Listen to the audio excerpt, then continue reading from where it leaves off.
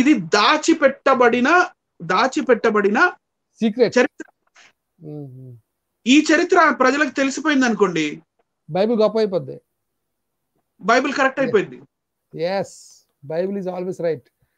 ఖచ్చితంగా. ఈ అసలు సిసలైన ఈ చరిత్ర ప్రజలకు తెలిసిపోయింది అనుకోండి, బైబిల్ అగైన్ కరెక్ట్ అని ప్రూవ్ అయిపోతుంది. అగైన్ అండ్ అగైన్ ఎన్నిసార్లైనా ప్రూవ్ అయిపోతుంది, అది వేరే విషయం. ఎలాగా ప్రూవ్ అవుతుందండి. వీళ్ళు చెప్పే కల్పాలు, మన్వంతరాలు, యుగాలు ఇవన్నీ ట్రాష్ అని తెలిసిపోతుంది. లంకలో రావణుడు గుర్రాలు తోటి ఉన్న రథం మీద వచ్చాడు యుద్ధానికి అంటారు. ఆర్యులు భారతదేశానికి వచ్చే ముందు దాకా మన భారతదేశంలో గుర్రాలే లేవు. శ్రీలంకకి ఎట్లా వెళ్తాయి గుర్రాలు? రైట్ అండి. సో క్లియర్ లాజిక్ ఉండాలి కదా. నేనేమంటున్నానంటే, బైబిల్ గ్రంథంలో ఏదైతే మనకి భాషలు తారుమారు అయిన తర్వాత ప్రజలు చెల్లాచెదురు అయిపోయారో, అప్పుడు ఈ 4 నాగరికతలు వచ్చాయి. Egyptian, Mesopotamian, Indus valley civilization and Chinese. Right అండి. సో వీళ్ళకి భాష ఎలా తెలుసు అని నేను చెప్తున్నానంటే, ఏలామీయులు ఎవరైతే ఉన్నారో వాళ్ళలో నుంచే ఒక తెగ వచ్చి మన సింధు నది నాగరికత కట్టబడింది చేశారు. వాళ్ళు అంటే వాళ్ళు రావటమే నాగరికులుగా ఉన్నారు. అంశం మీద మిమ్మల్ని నేను ప్రశ్నిస్తాను, దానికి మీరు చక్కటి జవాబు ఎప్పుడు చెప్పే రీతిగానే మీరు ఇస్తారు ఖచ్చితంగా, నాకు తెలుసు. మనం ఇదివరకు చాలా వీడియోలు చేసి ఉన్నాము. అందులో ముఖ్యమైనది ఆర్య ద్రవిడ సిద్ధాంతం. ఇప్పుడు ఆర్యులు బయట నుంచి వచ్చారు అని మీరు ప్రూవ్ చేస్తూ చాలా వీడియోలో మనం చేయడం జరిగింది. అది భాష మీద కావచ్చు, లిపి మీద కావచ్చు, అలాగే migration of Aryans to India ఎలాగనేది ఎన్నో మనం చూపించడం జరిగింది ఆధారాలతో.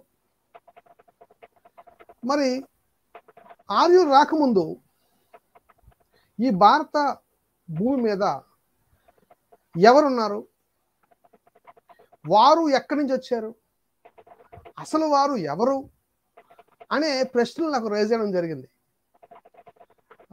మీకు ఫోన్ చేసి అడిగిన వెంటనే మీరు స్పందిస్తూ దీని మీద మనం మంచి పాఠం మళ్ళీ మనం తీద్దాం. ఎందుకంటే దీర్ఘ పరిశీలన మరి ఇద్దరు మనం చర్చించుకున్నప్పుడు దీర్ఘ పరిశీలన మనం చేయడం, ఒక మంచి అంశం తయారైంది సార్, మనం రెడీ చేశాను, మరి మనం ముందుకు సాగుదాం అనగానే వెంటనే నేను లైవ్కి రెడీ చేయడం జరిగింది. ప్రేక్షకులు కూడా చాలా ఎదురు చూస్తూ ఉన్నారు. మన కాంబినేషన్లో ఎన్నో వీడియోస్ చాలా మంది వీక్షిస్తున్నారు, ఫోన్లు చేస్తున్నారు. సార్ ఏంటి సార్ మరి ఆపిస్తారు, మీరు మళ్ళీ రావాలి, మళ్ళీ మీరు మంచి విషయాలు చెప్పాలి అని చెప్పి వాళ్ళు అడగడం జరిగింది. వారందరికీ కానుకగా ఈరోజు ఒక మంచి అంశాన్ని, అసలు ఈ భారతదేశం మూలాలు ఎక్కడి నుంచి వచ్చాయి, ఆర్యులు రాకముందు ఉన్న జనాభా అసలు ఎక్కడి నుంచి వచ్చారు అనే అంశం చాలా ప్రాముఖ్యమైన అంశం. ఈ అంశం మీద నేను బైబిల్ అడిగానండి ప్రశ్న. బైబిల్ని అడిగినప్పుడు బైబిల్ ఒక చక్కటి విషయాన్ని చెప్పింది ప్రపంచానికి. నిజంగా మన భారతదేశంలో ఉన్న గ్రంథాలని, ప్రజెంట్ ఉన్న గ్రంథాలు మనం అడిగాం అనుకోండి, మనుషులు ఎక్కడి నుంచి వచ్చారంటే నేను నా డౌట్ అడిగిన తర్వాత మీకు మీ దగ్గర వస్తాను. వాయిస్ వస్తుంది అది మీ మైక్ సెట్ చేసుకోండి. Okay, right. Okay, right. Okay, వినబడుతుందండి నా వాయిస్? వినబడుతుందా? Okay, right. ఈ భారతదేశపు గ్రంథాలను మనం అడిగాం అనుకోండి, వారు ఏమంటారంటే బ్రహ్మ వారి ముఖం నుండి బ్రాహ్మణుడు, మరి జబ్బల నుంచి క్షత్రియుడు, మరి తొడల నుంచి వైశ్యులు, పాదాల నుంచి శూద్రులు అని ఒక 4 డివిజన్స్ మనకు కనబడతాయి. వాళ్ళు చెప్పే రీతి పుస్తకాలు ఉన్నదే. అంటే మనుషులు 4 రకాలుగా పుట్టారు, వాళ్ళు ఒకటి కాదు అని ఒక కాన్సెప్ట్ మనకు కనబడుతుంటది వాళ్ళ గ్రంథాల్లో. ఇక బైబిల్ అడిగినప్పుడు అద్భుతమైన విషయం వారు చెప్పిన దానికి ఆపోజిట్ గా కనబడుతుంది. అదేంటంటే అపోస్తుల కార్యాలు 17వ అధ్యాయము 26వ వచనాన్ని చదువుతాయి మనకు గనుక, మరియు యావత్ భూమి మీద కాపురం ఉండుటకు ఆయన ఒకను నుండి ప్రతి జాతి మనుషులను సృష్టించి అన్నాడు. ప్రతి జాతి మనుషులను సృష్టించి, ఒకరి నుండే సృష్టించాడు ప్రతి జాతి మనుషులను. అది ఆర్యులు కావచ్చు, ఆర్యులకు ముందున్న భారతదేశంలో ఉన్న మనుషులు కావచ్చు, ప్రపంచ దేశాల్లో ఉన్న ప్రతి మనిషి, ప్రతి జాతి మనిషి ఒకరి నుండే వచ్చారు అని ఒక ఛాలెంజింగ్ స్టేట్మెంట్ ఇక్కడ మనకి అపోస్తుల కార్యాల్లో కనబడుతుంది. ఇప్పుడు నా ప్రశ్న, ఆర్యులు రాకముందు ఉన్న జనాభా, భారతదేశంలో ఉన్న జనాభాకి బైబిల్కి ఏదైనా సంబంధం ఉందా? ఇప్పుడు మీ దగ్గరకు వస్తున్నానండి. మీ ఇంట్రొడక్షన్తో ఆ టాపిక్లో తిన్నగా మీరు వెళ్ళిపోవచ్చు. మనం పీపీటీ కూడా చూపించి ప్రపంచానికి తెలియజేద్దాం. రైట్. మొట్టమొదట ఈ కార్యక్రమాన్ని వీక్షిస్తున్న వీక్షకులందరికీ ప్రభు అయిన యేసుక్రీస్తు నామమున శుభములు. జాన్ కొయ్య గారు అటు ఇటు ఇటు అటు తిప్పి కొన్ని ప్రశ్నలు వేశారు. Right, okay. కాకపోతే అది జాన్ కొయ్య సార్ గారు వేసిన ప్రశ్నని ఒక్క లైన్ లో చెప్తాను. ఆ ప్రశ్నని ఒక్క లైన్ లో, 1 లైన్. బైబిల్ కి భారతదేశానికి ఏమన్నా సంబంధం ఉందా లేదా అని అడుగుతున్నారు, అంతేనా సార్? రైట్. ఎందుకంటే గత కాలంలో కూడా కొంతమంది వ్యక్తులు మనల్ని ఛాలెంజ్ చేయడం జరిగింది. ఈ బైబిల్ కి గాని, మన దేశానికి గాని, లేకపోతే బైబిల్ గ్రంథంలో చెప్పబడిన మనుషులకు గాని, ఈ దేశానికి గాని ఎలాంటి సంబంధం లేదు అని పెద్ద పెద్ద సభల్లో మాట్లాడడం జరిగింది. విదేశీ మతం, మన మతం ఏంటంటే మనం మతంగా పిలువబడుతుంది క్రైస్తవ ఇండియాలో విదేశీ మతం, పెద్ద అభాండం మన మీద వేశారు. విదేశీ మతం అని కామెడీలు చేస్తున్నారు. అసలు విదేశీ మతం అనే ఆ మాటే కామెడీ. ఇప్పుడు అసలు ఫస్ట్ ఆఫ్ ఆల్ క్రైస్తవ్యం అనేది మతం కాదు. ఓకే, రైట్ అండి. రైట్. ఇప్పుడు ఆది యందు దేవుడు భూమి ఆకాశములు సృజించాను. ఓకే. ఇప్పుడు దేవుడు ఆది యందు భూమి ఆకాశం సృజించినప్పుడు యావత్ ప్రపంచానికి, యావత్ సృష్టికి దేవుడు అవుతాడా, లేకపోతే ఒక దేశానికి, లేకపోతే ఒక ప్రాంతానికి, ఒక ఊరికి, ఒక ఇంటికి దేవుడు అవుతాడా? కాదు కదండి. ప్రతి మనిషికి దేవుడు ఒకడే కదండి. దేవుడు ఒకడే అవుతాడు. సో ఇంకో పాయింట్ ఏంటంటే ఆది యందు దేవుడు ఇజ్రాయెల్ దేశంలో సృష్టించాను అని కూడా లేదు. అవును. అంటే ఇజ్రాయెల్ దేవుడు అంటారు. అసలు అది ఇంకో పెద్ద కామెడీ. అంటే మానసిక పరిపక్వత లేకుండా ఊరికే ఇట్లా చిన్న పిల్లలు అడిగే ప్రశ్నలు అడగడం అనమాట. ఆది దేవుడు భూమి ఆకాశములు సృజించినప్పుడు దేవుడు సర్వ సృష్టికి దేవుడు అవుతాడు. ఓకే. ఇప్పుడు దేవుడు దృష్టిలో అందరూ ఒకటే సార్, మనుషులందరూ ఒకటే. ఎందుకంటే ఆయన జాతి వివక్ష, కుల వివక్ష, వర్ణ వివక్ష, ఇలాంటివి, స్త్రీ వివక్ష లాంటివి చూపించే దేవుడు కాదు. అందుకనే మరి సర్వ మానవాళిని ఆయన ఒకేలా చూస్తాడు. కానీ మరి మనల్ని ప్రశ్నిస్తున్న వారి గ్రంథాల్లో మాత్రం కొంతమంది మొహంలోంచి వస్తారు, కొంతమంది భుజాల నుంచి, కొంతమంది తొడల నుంచి, కొంతమంది కాళ్ళ నుంచి. చాలా 4 వేరువేరుగా వచ్చినట్టే కదా లెక్క. మరి అది 4 వేరువేరుగా వచ్చినట్టే. మరి మేమెందుకు కాళ్ళల్లో నుంచి వచ్చామంటే రీజన్ లేదు. సరే మీరేం చేశారు, మీరెందుకు తల్లిలో నుంచి వచ్చారంటే వాళ్ళకి రీజన్ లేదు. సో చలో వాట్ ఎవర్. కానీ ఇక్కడ ఈ మనల్ని ప్రశ్నిస్తున్న వారి గ్రంథాల్లో వాళ్ళు ఆ గ్రంథాలు ఎలా లిఖింపబడ్డాయి అంటే అవి చాలా మోసపూరితంగా లిఖింపబడ్డాయని నేను చాలా కాన్ఫిడెంట్ గా చెప్పగలను. ఎందుకంటే ఏదన్నా విషయాన్ని మనం పర్టికులర్ గా అడుగుతున్నప్పుడు ఇది ఈ కల్పంలోనిది కాదు, అది వేరే కల్పంలోనిది, ఇది ఈ మన్వంతరంలోనిది కాదు, అది ఇంకొక మన్వంతరంలోనిది అని చెప్పి అవి తప్పించుకోవడానికి క్రియేట్ చేసినవి కల్పాలు, మన్వంతరాలు, ఇలాంటివన్నీ. ఈ యుగాలు అనేవి కూడా లేవు. దాటివేయడానికి జస్ట్ మన ప్రశ్న దాటివేయడానికి. ఏ ఆర్కియాలజిస్ట్ అడిగినా, ఆంథ్రోపాలజిస్ట్ అడిగినా, జియాలజిస్ట్ అడిగినా ఈ ప్రపంచం అంతటికి ఒకటే హిస్టరీ ఉంది. కానీ వీళ్ళు చెప్పే హిస్టరీలో మరి చాలా రకరకాలు ఉంటాయి. పర్వతాలు ఎగురుతాయి, విమానాలకి గాడిదలు కట్టించుకొని విమానాలు ఎగరేస్తుంటారు, అలాంటి హిస్టరీ. చలో వాట్ ఎవర్. కానీ ఒకసారి ఒక చిన్న బ్రీఫ్ లుక్ ఇద్దాము. మన భారతదేశానికి బైబిల్ కి సంబంధం ఏంటనేది నేను సింపుల్ గా అందరికీ అర్థమయ్యే విధంగా చెప్పాలనుకుంటున్నాను. So let us get into our PPT. And let us start the show. Yes.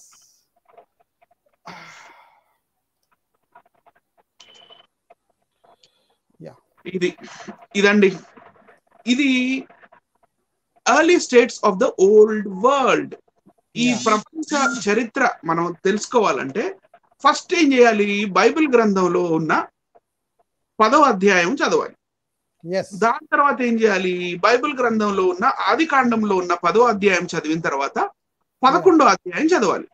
Correct. Actual గా సీక్వెన్స్ ఏంటి? ఫస్ట్ 11వ అధ్యాయం, దాని తర్వాత 10వ అధ్యాయం చదవాలి. యాక్చువల్లీ 10వ అధ్యాయం చదవాలి. అది సీక్వెన్స్ అర్థం కావాలంటే. సరే, ఆ తర్వాత ఆది కాండము 11వ అధ్యాయంలో వాళ్ళు ఇటుకలు తయారు చేసుకోవటం వాళ్ళకి అర్థమైంది. తర్వాత ఒక పెద్ద గోపురాన్ని తయారు చేసుకుంటే యెహోవా దేవుడు భాషలను తారుమారు చేసి వాళ్ళని చెల్లా చెదురు చేశారు.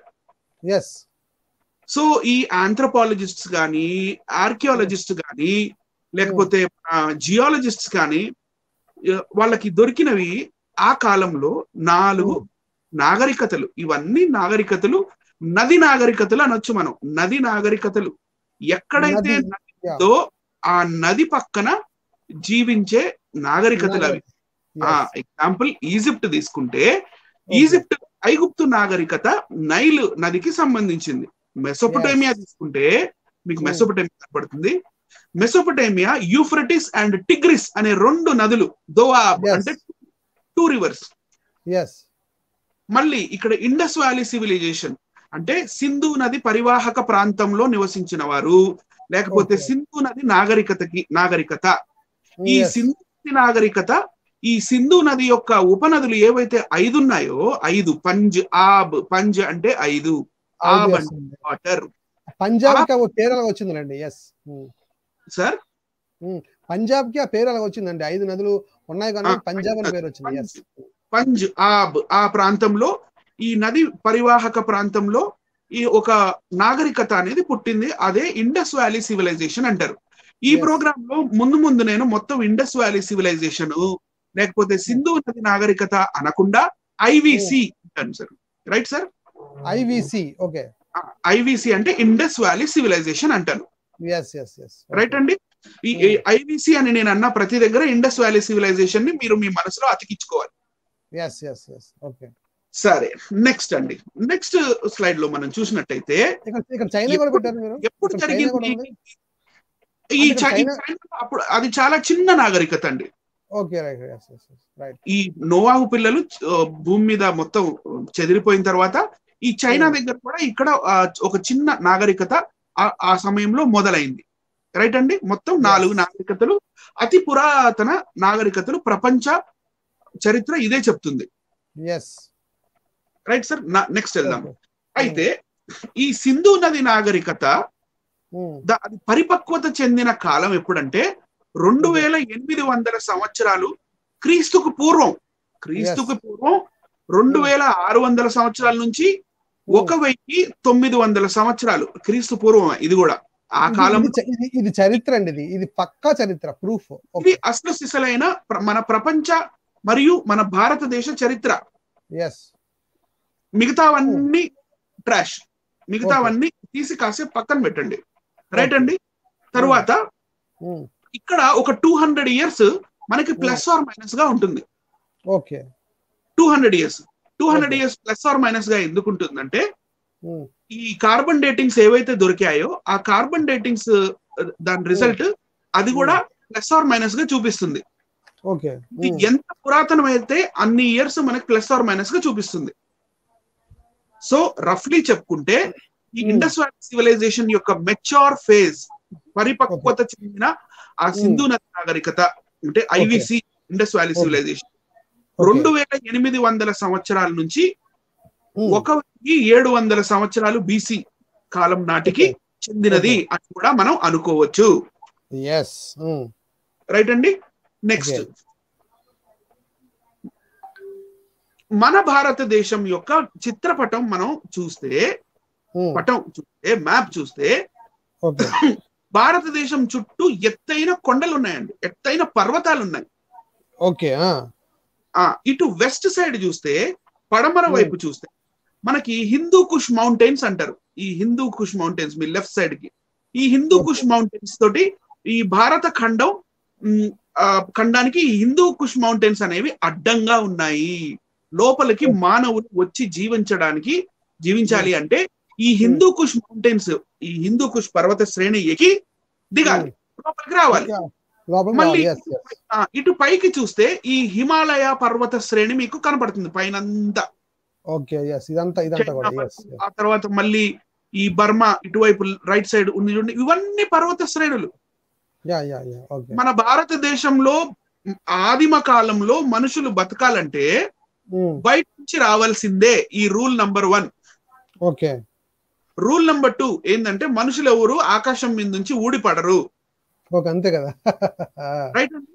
సో ఈ పర్వతాలు, ఈ హిందూ కుష్ మౌంటైన్స్ ఎక్కి దిగి రావాలి అని అంటే 2 మార్గాలు. ఒకటి ఖైబర్ పాస్, చూపించండి అక్కడ సార్, గుజరాత్ పైన ఖైబర్ పాస్, అది కింద గుజరాత్ దగ్గర ఇంకొక పాస్ ఉంటుంది, బోలన్ పాస్. ఎస్, మీరు చూపించింది కరెక్ట్, అది బోలన్ పాస్.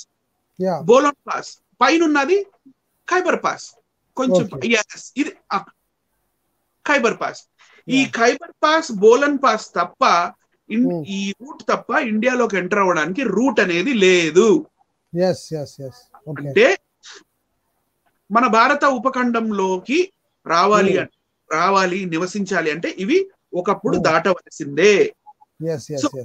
ఈ ఐవిసి సింధు నది పరివాహక ప్రాంతాల్లో జీవించిన వారు వారి సిటీస్ ని ఎలా కట్టుకున్నారు, వాళ్ళు ఎలా నాగరికతను పొందారు, వాళ్ళు సివిలైజ్ అయ్యారు, నెక్స్ట్ దాంట్లో చూద్దాం సార్. చూడండి, ఇవి ఇక్కడ మనకి 3 పెద్ద సిటీస్ కనపడతాయి, 4 సారీ. మెహర్గఢ్ ఈ మెహర్గఢ్ అనేది పాకిస్తాన్ ఆఫ్ఘనిస్తాన్ బార్డర్ లో ఉంటుంది. మెహర్గఢ్ తర్వాత హరప్పా అనేది హార్ట్ ఆఫ్ ద ఇండస్ లో ఉంటుంది. ఆ తర్వాత మోహెంజదారో తర్వాత లోథాల్ అనేది గుజరాత్ లో ఉంటుంది. ప్రస్తుతం గుజరాత్ లో. ఈ 4 పెద్ద సిటీస్ అండి ఆ కాలంలో. ఈ మెహర్గఢ్ గాని, హరప్ప గాని, మోహెంజదారో గాని, లోథాల్ గాని, ఇవన్నీ హైలీ సొఫిస్టికేటెడ్ సిటీస్. ఇవన్నీ ప్లాన్డ్ సిటీస్ అంటారు వీటిని. ప్లాన్ వేసి, అంటే ఇప్పుడు చండీగఢ్ మనం వెళ్ళామంటే చండీగఢ్ లో సెక్టర్ 1, సెక్టర్ 2, సెక్టర్ 3 అని సెక్టర్ వైజ్ గా ఉంటుంది. ఇప్పుడు మనం గవర్నమెంట్ క్వార్టర్స్ చూస్తే A type, B type, C type అని చెప్పి బ్లాక్ నంబర్ 2, నంబర్ 3 ఇలా బ్లాక్స్ గా ఉంటాయి. ఇవి కూడా మొత్తం ప్లాన్డ్ సిటీస్ అన్నమాట. ఇష్టం వచ్చినట్టుగా గల్లీలు అట్లా ఉండదు. సో ప్లాన్డ్ సిటీస్ ఇవన్నీ. మిగతావన్నీ చిన్న సిటీస్. సో ఆ సిటీస్ బయట వీళ్ళు అగ్రికల్చర్ చేశారు, అంటే వ్యవసాయం చేశారు. తర్వాత వీళ్ళు హంటింగ్ చేసేవాళ్ళు, వేటకెళ్లే వాళ్ళు. తర్వాత వాణిజ్య వ్యాపార రంగాల్లో కూడా వీళ్ళు అప్పటికే బాగా పరిపక్వత చెంది ఉన్నారు. ఈ లోథాల్ అనే ప్లేస్ మీకు ఏదైతే ఇక్కడ కనపడుతుందో కింద గుజరాత్ దగ్గర, ఈ లోథాల్ అనే ప్లేస్ ఒకప్పుడు షిప్ యార్డ్ వాళ్ళది. క్రీస్తు పూర్వం 2800 లేకపోతే 2600 సంవత్సరాల క్రితం నుండే మన ఇండియాలో షిప్ యార్డ్ ఉండేది. రైట్ అండి. నెక్స్ట్ ఇప్పుడు మీరు చూస్తున్నది మోహెంజదారో నగరం యొక్క ఒక సైట్. అది ప్లాన్డ్ సిటీ అని చెప్పాను కదండి. సరే, ఇంకొంచెం జూమ్ ఇన్ చేసి ఇంకొక ఫోటో దగ్గరికి వెళ్దాం. నెక్స్ట్, ఇది పైన గుమ్మటంలా కనపడుతుంది మనకి, ఇది మోహెంజదారోనే. తరువాత కాలంలో బౌద్ధులు ఆ మోహెంజదారోలో దొరికిన ఆ ఇటుకలతో అక్కడ స్తూపాన్ని కట్టుకున్నారు. ఇది సింధు నది నాగరికత వాళ్ళ స్తూపం కాదు గాని, కింద ఉన్న బ్రిక్స్, ఈ ఇటుకలతో కట్టుకున్న ఈ వాల్, ఈ మన గోడలు ఏవైతే ఉన్నాయో అవి మాత్రం సింధు నది నాగరికతకు చెందిన వారు కట్టించినవి. నెక్స్ట్ అండి, చూడండి, వాళ్ళ ప్లాన్డ్ సిటీస్ ఇలా ప్లాన్డ్ గా ఉండేవి. పెద్ద వాటర్ రిజర్వాయర్స్, నీళ్లు మనం దాచిపెడతానికి గండిపేట రిజర్వాయర్, నీరు నిల్వ ఉంచుకోవడానికి. నీళ్లు ఆ కాలంలోనే వాళ్ళు ఇటుకలతో వాళ్ళు నీళ్లు నిల్వ ఉండేటట్టుగా చిన్న రిజర్వాయర్లు కట్టుకునే వాళ్ళు. స్విమ్మింగ్ పూల్స్ ఉండేవి, టాయిలెట్స్ ఉండేవి, మార్కెట్ ప్లేసెస్ ఉండేవి, మళ్ళీ షిప్ యార్డ్, డాక్ యార్డ్స్ ఉండేవి. ఇట్లా ఇంకా చాలా రకరకాల మనకి మంచి కట్టడాలు దొరుకుతాయి. ఇది మన భారతదేశానికి అప్పట్లో బ్రిటిష్ వాళ్ళు వచ్చినప్పుడు రైల్వే లైన్ వేయాలి అని తవ్వకాలు జరుగుతున్నప్పుడు బయటపడ్డాయి ఇవన్నీ. Okay okay okay. రైట్ అండి. నెక్స్ట్ ఇదిగోండి plant city and walled city. ఈ సిటీ ఏదైతే ఉండేదో, అంటే ఇది డ్రాయింగ్ మాత్రమే, ఇట్లా వాల్స్ కూడా ఉండే అన్నమాట. సిటీని ఎవరు ధ్వంసం చేయకుండా ఉండడానికి వాళ్ళు పెద్ద పెద్ద ప్రహరీ గోడలు కూడా కట్టుకునేవారు. సింధు నది నాగరికతకి చెందిన వారు. రైట్ అండి. మరి సింధు నది నాగరికత వాళ్ళు ఏకాకుల, అంటే వాళ్ళు ఐసోలేటెడ్ గా ఉన్నారా? వీళ్ళకి మాత్రమే పరస్పరంగా వీళ్ళు మాత్రమే మాట్లాడుకొని వీళ్ళే వాణిజ్యం చేసుకొని వీళ్ళే ఇంత మంచి నాగరికతను పొందారా? ఇంపాసిబుల్. అది ఇంపాసిబుల్. తప్పకుండా బయట ప్రపంచంతో పరిచయం ఉండాలి. అప్పట్లో బయట ప్రపంచం ఏది? ఐగుప్తు, చైనా. మరి ఆ కాలంలో ఇంత టెక్నాలజీ లేదు కాబట్టి వీళ్ళకి దగ్గరగా ఉండే ప్రజలు ఎవరై ఉండొచ్చు అంటే మెసోపొటేమియా. రైట్ అండి. దగ్గర కదా, మెసోపొటేమియా దగ్గరగా ఉంది ఆ ప్రాంతం. ఇవి బీడ్స్ అంటారు. అంటే మనం చిన్న చిన్న నెక్లెసెస్, జ్యువెలరీ, ఇలాంటివి చిన్న రాళ్ళు, రంగురాళ్ళు ఇవన్నీ దొరికినప్పుడు వీటిని జ్యువెలరీగా తయారు చేసుకునే వాళ్ళు వీళ్ళు సింధు నది నాగరికత ఐవీసీకి చెందిన వాళ్ళు. Indus valley civilization had traded with Iran and Afghanistan for minerals. అంటే పర్షియన్స్ అనుకోవచ్చు. రైట్ అండి. While lead and copper were exported from India. The highly civilized Harappans knew the art of growing cereals, పప్పుధాన్యాలు, and wheat, గోధుమలు, and barley అంటే యవలు. barley constitutes their staple food. staple food అంటే కొంతమంది జొన్నలు తింటారు, జొన్న రొట్టె, కొంతమంది రాగి సంగటి తింటారు, కొంతమంది రైస్ తింటారు. దాన్ని స్టేపుల్ ఫుడ్ అంటారు. దేన్ని మనం కూరలో కలుపుకొని దేన్నైతే తింటాము. సో ఆ కాలంలో వాళ్ళ స్టేపుల్ ఫుడ్ ఏంటంటండి? వీట్ అంటే గోధుమలు మరియు యవలు, barley. They consumed vegetables and fruits and ate mutton, pork and eggs as well. Mutton, మరి పోర్క్, మరి ఎగ్స్ కూడా తినేవాళ్ళంట ఆ కాలంలో వాళ్ళు. Evidence also show that they wore cotton. మన భారతదేశంలో దొరికే ఆ కాటన్, ఆ పువ్వులు, మన పత్తి, అది ఏదైతే ఉందో ఆ పత్తితో తయారు చేయబడిన కాటన్ వస్త్రాలు వేసుకునే వాళ్ళంట వీళ్ళు ఇండస్ వ్యాలీ సివిలైజేషన్ కి చెందిన వారు. As well as woollen garment. ఇప్పుడు వులెన్ గార్మెంట్ అంటే ఇది కొంచెం కష్టమైంది. ఇప్పుడు వులెన్ గార్మెంట్ అంటే ఒక గొర్రె పట్టుకొని దానికి బాగా జూలు పెరగాలి, జుట్టు అది బొచ్చు పెరగాలి, తర్వాత బొచ్చు తీయాలి, దాన్ని ప్రాసెస్ చేయాలి, దాన్ని ఉచిగా మార్చాలి, ఆ తర్వాత దాన్ని స్వెటర్ గా అల్లాలి. ఇదంతా కూడా కళ వాళ్ళకి తెలుసు అంట ఆ సమయంలోనే. సరే, నెక్స్ట్ అండి. ఇవి వాళ్ళ సీల్స్. రైట్ అండి. సీల్స్ క్లే టాబ్లెట్స్ ఉన్నాయి. సీల్స్ అంటే మళ్ళీ వీళ్ళు మూసలు అంటారే, మూస, సీల్ ని తయారు చేసే మూస. అంటే ఆ ముద్రలాగా వేస్తారు, తయారు చేసి ముద్రలు అన్నమాట. ముద్రలో చేసుకునేలాగా రాజముద్రికలు. రైట్. అక్కడ మీకు లిపి కూడా కనపడుతుంది చూడండి. లిపి కూడా పైన ఇదంతా లిపి కూడా కనపడుతుంది. ఏదో ఒక చాపలాగా, ఒక యు ఆకారంలో, లేకపోతే ఎద్దు కొమ్ముల్లాగా, లేకపోతే చక్రం ఆకారంలో, చక్రంలో మళ్ళీ కమ్మీలు ఉన్నాయి. రైట్. ఇది వీళ్ళ లిపి ఇలా ఉంటుంది, ఇలా ఉండేది ఆ కాలంలో. వీళ్ళు రాసేవాళ్ళు కూడా, అంటే వీళ్ళు చదువుకున్న వారు కూడా, వీళ్ళకి చదువు కూడా వచ్చు. నెక్స్ట్ అండి, ఇంకొక సీల్ చూపిద్దాము. క్లే టాబ్లెట్స్ లో మన ఆర్కియాలజీ వాళ్ళు దీన్ని తయారు చేశారు. మన ఆర్కియాలజీ డిపార్ట్మెంట్ వాళ్ళు క్లే తోటి, ఇందాక నేను చూపించిన ఆ టాబ్లెట్స్ మూసలతోటి దీన్ని ఇలా తయారు చేసి మనకి మ్యూజియంస్ లో దొరుకుతాయి. ఆ కాలంలోనే వీళ్ళకి దే నో ఆల్ యానిమల్స్, వీళ్ళకి ఎక్సెప్ట్ హార్స్. ఇందులో మనకి హార్స్ దొరకదు. హార్స్ లేకుండా మిగతా అన్ని ఉంటాయి. గుర్రం తప్ప ప్రతి ఒక్కటి దొరుకుతాయి. ఎందుకంటే గుర్రం మన భారతదేశానికి చెందిన జంతువు కాదు. మనకి ఒంటె కూడా దొరకదు ఇక్కడ. చూడండి, మీకు ఇక్కడ ఒంటె కనపడిందా? లేదు లేదు లేదు. Yeah yeah. ఒంటె అరబ్ దేశానికి చెందిన జంతువు, అది తర్వాత కాలంలో మన భారతదేశానికి తీసుకురావడం జరిగింది. అలాగే గుర్రం కూడా మన భారతదేశానికి చెందినది కాదు, అది తర్వాత కాలంలో ఆర్యుల ద్వారా మన భారతదేశానికి తేబడింది.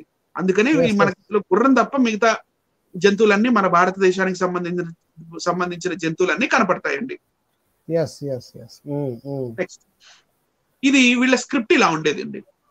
లిపి వాళ్ళది చిత్రలిపి అనొచ్చు మనం, అక్షరాలు అక్షరమాలతో. నెక్స్ట్ అండి, నెక్స్ట్ సార్.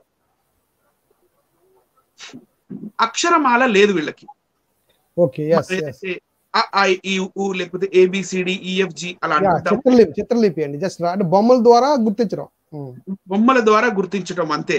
అంతేగాని దానికి ఒత్తులు పెట్టడం, దీర్ఘాలు పెట్టడం, దానికి గుడి దీర్ఘం ఇవ్వటం, కొమ్ములు పెట్టి కొమ్ము దీర్ఘం ఇవ్వడం అలాంటివి లేవు. మళ్ళీ కాన్సనెంట్స్ లేవు. రైట్ అండి. ఇది కేవలం అంటే కొన్ని ఇప్పుడు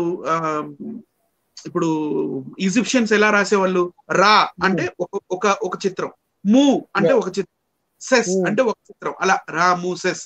ఇది కూడా సేమ్ అదే టైప్ లో చిత్రలిపి అండి. నెక్స్ట్, ఇవి కూడా ఇంకొన్ని. కానీ ఇక్కడ మనకి రెండో లైన్ లో స్వస్తిక్ కనపడుతుంది చూడండి. ఈ స్వస్తిక్ వీళ్ళు ఏమంటారంటే ఇది మా గుర్తు అంటారు. కాదు, it is copied from Indus valley civilization. Sindhu నది నాగరికత వాళ్ళ దగ్గర నుంచి కాపీ చేసుకున్న సింబల్ అది. అది మీరు ఏదో కాగితం చూపించి అలా ఎలా చెప్తారండి స్వస్తిక్ మాదేను అని అనొచ్చేమో. నెక్స్ట్ ఫోటో చూడండి, ఇది swastik seal of Indus valley civilization. ఇది రాజముద్రిక అప్పట్లో వాళ్ళది. రైట్ అండి. నెక్స్ట్ ఇది నేను ఇండియన్ ఎక్స్ప్రెస్ నుంచి తీసుకున్నానండి. Indian express explained an ancient Dravidian language linked with Indus Valley civilization. What language did the inhabitants of the Indus Valley civilization communicate in? అని క్వశ్చన్. ఒక క్వశ్చన్ అంటే ఈ సింధు నది నాగరికతకి చెందిన వారు, సింధు పరివాహక ప్రాంతంలో నివసించిన వారు, ఆ కాలంలో నివసించిన ఆ ప్రజలు ఏ భాషని మాట్లాడేవాళ్ళు అనేది ఒక పెద్ద ప్రశ్న. ఏ భాషను మాట్లాడేవారయ్యా అంటే పెద్ద పెద్ద స్కాలర్స్ అందరూ ఒక భయంకరమైన రీసెర్చ్ చేశారండి. రీసెర్చ్ చేసి వాళ్ళు ఏం చెప్పారు సెకండ్ పారాగ్రాఫ్ లో ఉంటుంది చూడండి. ఆ న్యూ రీసెర్చ్ పేపర్, అదే సార్ ఇందాక second paragraph. A new research paper published in the peer journal of the Springer Nature Group has provided some interesting new sight on the linguistic culture of the Harappans. Taking clue from a few words shared between the Indus Valley people and the cultures they came in contact with, the paper traced their language roots to Proto-Dravidian. వాళ్ళు proto అంటే బాల్య అవస్థలో బాల్య దశలో ఉన్న ద్రవిడ భాష. అంటే like ఇప్పుడు మనం మేక అంటాం, రైట్ అండి. మనం మేక ఎందుకంటాం, ఎందుకంటే దానికి ఒక రూట్ ఉంటది. ప్రోటో ద్రవిడియన్ వాళ్ళు ఏమనేవాళ్ళు అంటే తెలుసా సార్, మేకే అనేవాళ్ళంట. ఆ మెకే వచ్చి ఇప్పుడు మనకి ఇక్కడ మేక అయింది. ఆ మెకే అనేది ఎట్లా అయింది, ఇప్పుడు మేక మే అని అరుస్తుంది. మెకే అంటే మే అని అరిసేది దాని అర్థం, అందుకని దానికి మేక అని పేరు వచ్చింది, మెకే. సో ఇలాంటి ఎన్నో లింగ్విస్టిక్ ఆధారాలు తీసుకొని ఈ linguists they have come to conclusion the Dravidian people use to speak the Indus Valley people used to speak Proto-Dravidian language, which is the ancestral language of all the modern Dravidian language. ఇప్పుడు ఉన్న modern Dravidian languages అంటే మలయాళం, కన్నడ, తెలుగు, తమిళ్, బ్రాహువి, చెంచు, ఇంకా చాలా ఉన్నాయి, మన గోండి, ఇలాంటి ఈ భాషలు ఏవైతే ఉన్నాయో ద్రవిడియన్ భాషలు, వాటన్నిటికీ బాల్యావస్థలో ఉన్న ఆ ద్రవిడియన్ లాంగ్వేజ్ మదర్ అని చెప్తున్నారు వీళ్ళు. రైట్ అండి. Therefore, the paper suggested that speakers of ancestral Dravidian language had a greater historic presence in the North India, including the Indus Valley region, from where they have migrated. Okay. So, ఈ Indus valley civilisation చెందిన వారు proto Dravidian అంటే బాల్య అవస్థలో ఉన్న ద్రవిడ భాష మాట్లాడేవాళ్ళు. ఇక్కడ దాకా క్లియర్ అయింది కదా సార్? క్లియర్ అయింది, వండర్ఫుల్ గా ఉంది. ఓకే. ఈ ఇండస్ వ్యాలీ సివిలైజేషన్ వాళ్ళు చాలా ఇంప్రవైజ్ అయి ఉన్న వాళ్ళు, వీళ్ళు చాలా సొఫిస్టికేషన్, చాలా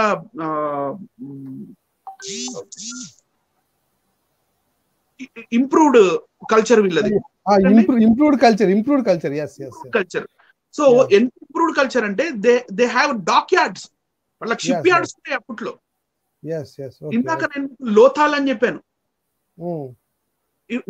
నెక్స్ట్ పిక్ లోకి వెళ్ళండి సార్. ఇండస్ వ్యాలీ సివిలైజేషన్ ఇక్కడ ఉంది క్లియర్ గా. Next sir. Did you know Lothal world's earliest known dockyard? ఇందాక నేను చెప్పాను బిగినింగ్ లో లోథాల్ అని.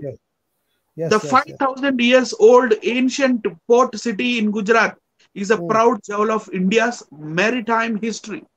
ఇప్పటికీ ఉన్నది డాక్యార్డ్. ఓకే. ఫస్ట్ డాక్యార్డ్ అనొచ్చు. సముద్రం ఆటు పోర్ట్లు వచ్చినప్పుడు ఇప్పటికీ నీళ్లు వస్తాయి అక్కడికి. నెక్స్ట్ ఇదిగోండి, ఇలా వీళ్ళు వ్యవసాయం చేసేవాళ్ళు, వేటకెళ్లేవాళ్ళు, హంటింగ్ చేసుకొని వచ్చి వీళ్ళు బతికున్న యానిమల్స్ ని తీసుకొచ్చేవాళ్ళు, జంతువుల్ని తీసుకొచ్చేవాళ్ళు, చనిపోయినవైతే వీళ్ళు తినేవాళ్ళు, బతుకున్న వాటిని కూడా తీసుకొచ్చేవాళ్ళు. ఇక్కడ రాళ్ళు, రంగురాళ్ళు, ఇవి మినరల్స్, ఇవి ఏదైతే దొరుకుతాయో వీటన్నిటిని గ్యాదర్ చేసేవాళ్ళు. గ్యాదర్ చేసి లోథాల్ నుంచి వీళ్ళు బయట ప్రపంచానికి, అప్పట్లో ఉన్న బయట ప్రపంచానికి వాళ్ళతో వాణిజ్య కార్యక్రమాలు కూడా చేశారండి. అది మనకు ఎలా తెలుసు వాళ్ళు వాణిజ్యం చేశారని? నెక్స్ట్ పిక్ లో చూడండి. ఇండస్ వ్యాలీ సివిలైజేషన్ లో దొరికిన ఈ క్లే టాబ్లెట్స్ తో మనకు తెలిసిపోతుంది. స్టోన్ టాబ్లెట్, కిందది స్టోన్ టాబ్లెట్, పైనది క్లే టాబ్లెట్. వీళ్ళు ఇక్కడ ఏం చెప్తున్నారు? సింధు నది నాగరికత చెందిన వారు. ఇక్కడ మనకి ఏం చెప్పాలనుకుంటున్నారంటే, వీళ్ళు నావ తయారు చేసుకొని ఆ నావలో మనకు చూడండి ఒక కోడి, బాతు లాంటివి కనపడుతున్నాయి మనకి పైన ఫోటోలో. నావలో అంటే యానిమల్స్ ని, జంతువుల్ని బయట ప్రపంచానికి అమ్మేవాళ్ళు వీళ్ళు వెళ్ళి. Import and export business. Import and export ఆ కాలంలోనే చేశారు వీళ్ళు. నెక్స్ట్ అండి, నెక్స్ట్ ఇంకా దొరికాయి, ఐవిసిలో ఇంకా దొరికాయి. అయితే ఇప్పుడు నెక్స్ట్ సార్ చూడండి, ఎంత నీట్ గా క్లేతో ఆ టైంలో వీళ్ళు తయారు చేసి పెట్టుకోవడం వల్ల మనకు తెలిసింది, వీళ్ళకి నావిగేషన్ అంటే వీళ్ళు నౌక ఎలా నడపాలి అని కూడా తెలుసు. నౌక ఎలా నడపడం తెలుసు అంటే మరి నోవాహు గారి దగ్గర నుంచి నేర్చుకొని ఉండడానికి ఛాన్సెస్ లేవంటారా? బ్రహ్మాండంగా ఉన్నాయి. రైట్. నెక్స్ట్ ఇవే ఇలాంటివి ఇంకా ఎవిడెన్స్ చూపిస్తూనే ఉంటాం సార్. చూడండి పైన ఫోటోలో, ఇక్కడ చూడండి నావలో ఏవో వీళ్ళు ధాన్యాలు ఇవన్నీ స్టోర్ చేసుకొని తీసుకెళ్తున్నారు. తర్వాత కొంతమంది ఎవరో ఉన్నారు, ఆవు, ఏదో ఒక జంతువు ఉంది, ఆ జంతువు మీద కూడా ఏదో కట్టారు. వీళ్ళు నావికులు ఆ నావను తీసుకెళ్తూ ఉన్నారు. తీసుకెళ్లిన తర్వాత కింద ఫోటోలో సార్ కింద ఫోటోలో ఈ సింధు నది నాగరికతకు చెందిన వాళ్ళు అక్కడ బయలుదేరి ఎక్కడికో చేరుతున్నారు చూడండి. ఇది చూపిస్తుంది ఈ ఫోటో. వెల్ సివిలైజ్డ్ ప్లేస్ కే తీసుకెళ్లారు వాళ్ళు. ఇక్కడ నుంచి రీసెర్చ్ మొదలు పెట్టాం, ఎక్కడికి వెళ్ళారు వాళ్ళు, ఎవరితో వాణిజ్యం చేశారు అని. అది మెయిన్ పాయింట్, కీ పాయింట్ అన్నమాట. అది ఎవరితో వాణిజ్యం చేశారు. కింద ఫోటో జాగ్రత్తగా చూడండి. వీళ్ళు నావతో ఎక్కడికో దిగుతున్నారు. అది కూడా వెల్ సివిలైజ్డ్ ప్లేస్. అది అక్కడ కూడా ఒక డాక్యార్డ్ ఉన్నట్టుగా మనకు కనపడుతుంది చూడండి. ఇటు ఒక స్తంభం, అక్కడ ఒక గేట్. రైట్ అండి. నెక్స్ట్ ఆ కాలంలో నెక్స్ట్ అండి, ఆ కాలంలో అంటే నేటికి ఒక దగ్గర ఒక 5,000 సంవత్సరాల క్రితం అనుకోండి నేటికి. ఆ కాలంలో సింధు నది నాగరికతకు చెందిన వారు మెసొపొటేమియాతో ట్రేడింగ్ చేశారు అని అర్థమవుతుంది. ఇదే కదా దగ్గర ఉంది మరి. మెసొపొటేమియా వారితో ట్రేడింగ్ చేశారు, అది కూడా సముద్ర మార్గం గుండా వెళ్ళి. అంటే ఈ భూమార్గంలో కూడా వెళ్ళొచ్చు, కాకపోతే అన్ని కొండలు, ఇందాక చెప్పాను కదా, బిగినింగ్ లో చెప్పాను కదా, పర్వతాలు, హిందూ కుష్ మరి వెళ్ళడం కష్టం. కాబట్టి తప్పకుండా వీళ్ళు సముద్ర మార్గాన్ని ఎంచుకోవడానికి గల కారణం భూమార్గం నుండి వెళ్తే అక్కడ పర్వతాలు ఉన్నాయి కాబట్టి వీళ్ళు సముద్ర మార్గాన్ని ఎంచుకొని ఉండొచ్చు అని మనకి ఈజీగా అర్థమవుతుంది. రైట్ అండి. నెక్స్ట్, ఎవరితో వీళ్ళు చేసి ఉండొచ్చు అని అంటే ఏలాం అని ఒక ప్లేస్ ఉందండి. ఈ ఏలాం అనే వాళ్ళు సుమేరియన్ సివిలైజేషన్. Sumerian civilisation. ఈ మెసొపొటేమియాలో ఉన్న సుమేరియన్ లో కొన్ని భాగాలు, కొన్ని తెగలు వాళ్ళల్లో ఒక ఏలాము తెగ ఒకటండి. రైట్ అండి. ఏలామీయులతో వీళ్ళు ట్రేడింగ్ చేసినట్టుగా మనకి చరిత్ర ఆధారాలు చూపిస్తుంది, ఆర్కియాలజికల్ ఆధారాలు.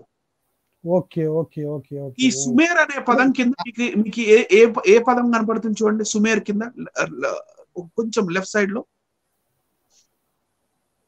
సుమేర్ కింద, సుమేర్ కింద లేదండి, సుమేర్.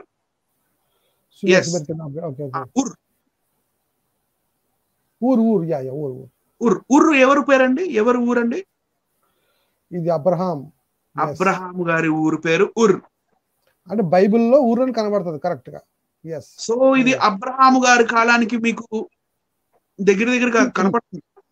లింక్ కనబడుతుంది, లింక్ ఉంది కదా, కనపడుతుంది కదా. It has some link with ఊర్. ఊర్, రైట్.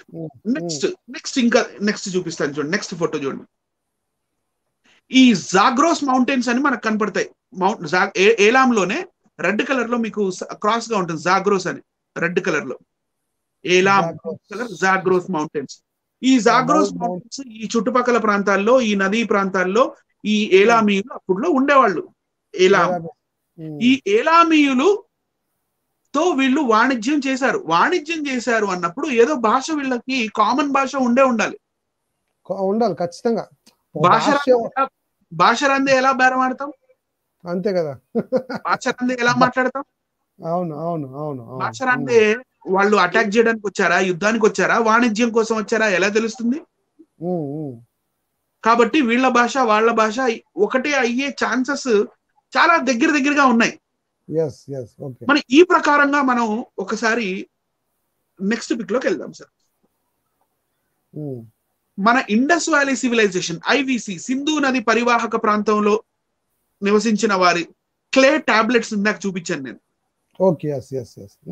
అలాంటి క్లే టాబ్లెట్స్, అలాంటి సీల్సే వీళ్ళవి కూడా ఉన్నాయి. చాలా దగ్గర ఉన్నాయి చూడండి ఫొటోస్. ఎలామైడ్ సంబంధించిన గుర్తులు సేమ్ మన భారతదేశంలో అప్పట్లో ద్రవిడ ఏరియాలో ఉన్న భాష మాట్లాడేవారు దగ్గర పోలికలు ఉన్నాయని మీరు అంటున్నారా? Yes right. ఓకే. సింధు నది నాగరికతకు చెందిన వారి ఆ సీల్స్ ఏలామీయులు నాగరికతకు చెందిన వాళ్ళ సీల్స్ ఒకేలా ఉన్నాయి, దగ్గరగా ఉన్నాయి. చూడండి, కొంచెం జూమ్ చేసి చూపించండి సార్. ఎస్, చూసారా ఆ జంతువులు? ఇందాక మనకు అందులో కూడా జంతువులు కనపడ్డాయా? అవునండి.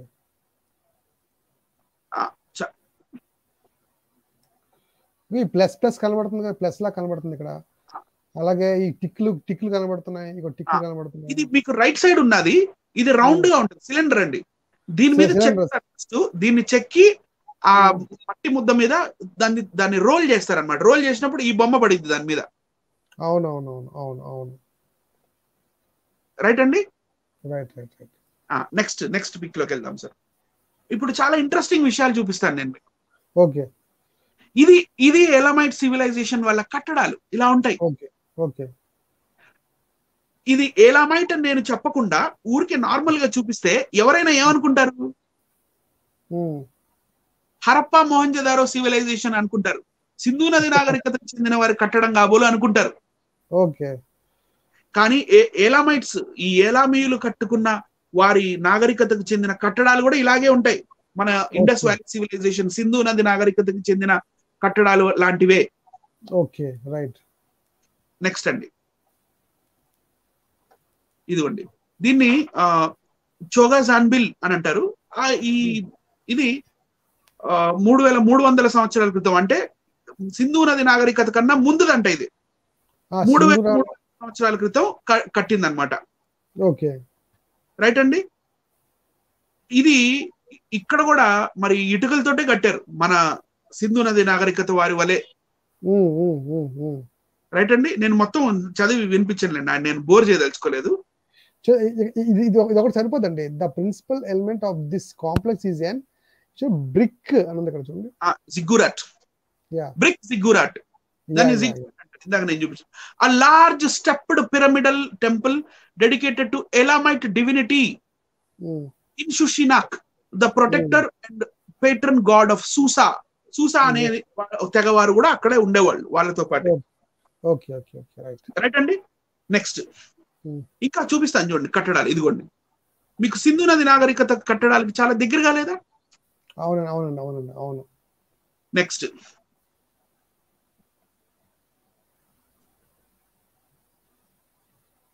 నెక్స్ట్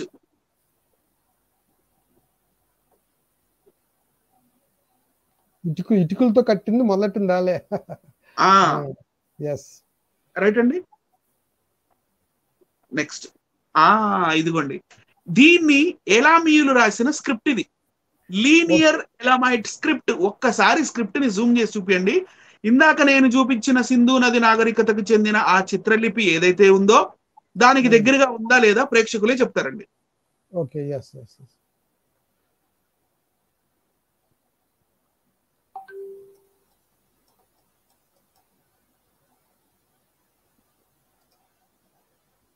పర్వాలేదు. నెక్స్ట్ అండి,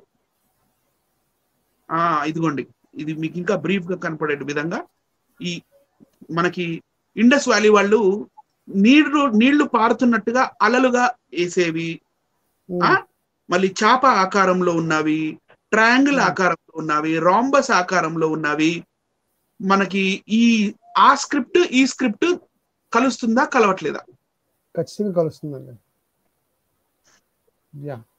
సరే, నెక్స్ట్ ఈ రాతి మీద ఇదిగోండి, ఇది రాతి మీద రాసింది. ఎలా మిగిలింది? ఇది ఇండస్ వ్యాలీ వాళ్ళది కాదు. ఎలా మిగిలింది? Okay okay. దీని అర్థం ఏంటి ఇంతవరకు ఎవరికి తెలియదు. ఈ సింధు నది నాగరికత వాళ్ళు రాసిన ఆ స్క్రిప్ట్ ఈ రోజు కూడా డీసైఫర్ గా ఉంది. అంటే దాన్ని సైఫర్ అంటే డీసైఫర్ అవ్వలేదు, అది సైఫర్ గానే ఉంది. సైఫర్ అంటే సీక్రెట్, లేకపోతే ఐ డోంట్ నో అని సైఫర్ అంటే. దాన్ని ఇప్పుడు దాకా దాని అర్థం ఏంటి అనేది ఎవరు ప్రెడిక్ట్ చేసి చెప్పలేకపోయారు, దాన్ని ప్రూవ్ చేయలేకపోయారు. అలాగే ఏలామీయులు రాసిన ఆ లీనియర్ ఏలామైట్ స్క్రిప్ట్ ని కూడా ఇప్పుడు దాకా డీసైఫర్ చేయలేకపోయారు. సరే, ఇప్పుడు నేను ఒక చిన్న కంపారిజన్ చూపిస్తాను చూడండి.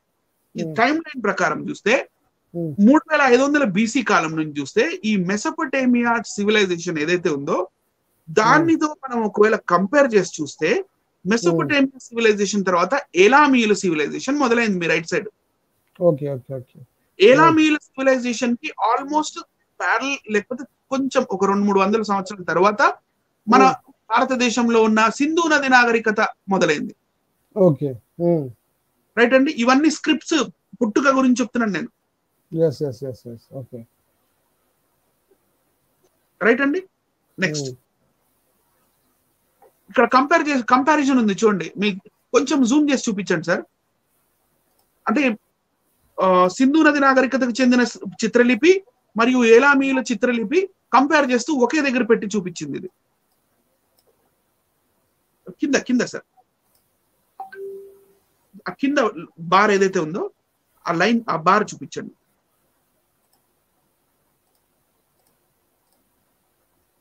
ఓకే, ఇంకొంచెం జూమ్ చేయండి సార్.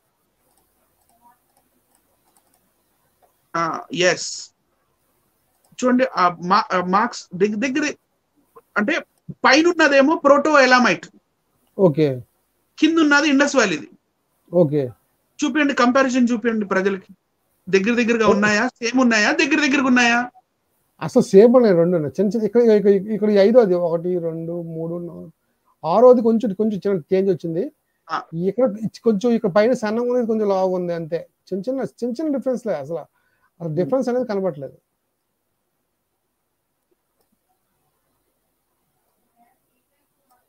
అంటే రెండు ఒకలే ఉన్నాయండి, నాకు తెలిసి 2 లాంగ్వేజ్ ఒకటే. ఇప్పుడు సరే, ఓకే.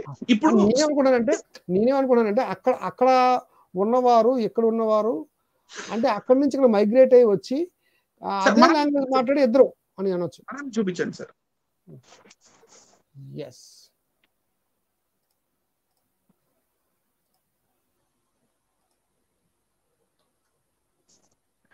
అంటే వీక్షిస్తున్న వీక్షకులకు నేను ఏం చెప్పాలనుకుంటున్నా అంటే, ఇప్పుడు దాకా నేను చూపించినవన్నీ ఓకే అంటే దిమ్మ తిరిగి మైండ్ బ్లాక్ అయిపోయే విషయాలు ఇవన్నీ.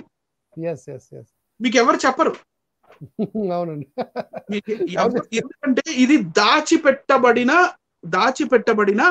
సీక్రెట్ చరిత్ర. ఈ చరిత్ర ప్రజలకు తెలిసిపోయింది అనుకోండి, బైబిల్ గొప్ప అయిపోద్ది, బైబిల్ కరెక్ట్ అయిపోయింది. బైబిల్ ఈజ్ ఆల్వేస్ రైట్, ఖచ్చితంగా. ఈ అసలు సిసలైన ఈ చరిత్ర ప్రజలకు తెలిసిపోయింది అనుకోండి, బైబిల్ అగైన్ కరెక్ట్ అని ప్రూవ్ అయిపోతుంది. అగైన్ ఎన్నిసార్లైనా ప్రూవ్ అయిపోతుంది, అది వేరే విషయం. ఎలాగా ప్రూవ్ అవుతుందండి.